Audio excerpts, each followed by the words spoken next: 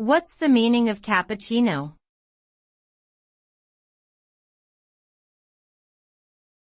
Cappuccino.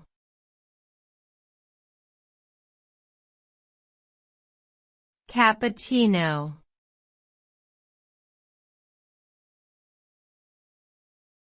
Cappuccino.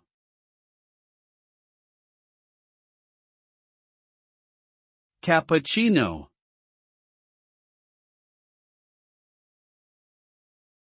Cappuccino is an espresso-based coffee beverage that originated in Italy. It is composed of 3 layers, a double shot of espresso, steamed milk, and a layer of frothed milk on top.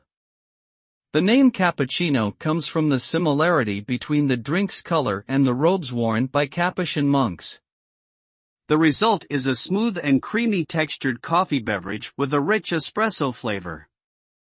The steamed milk adds a sweetness to the drink while the frothed milk forms a delicate foam on top.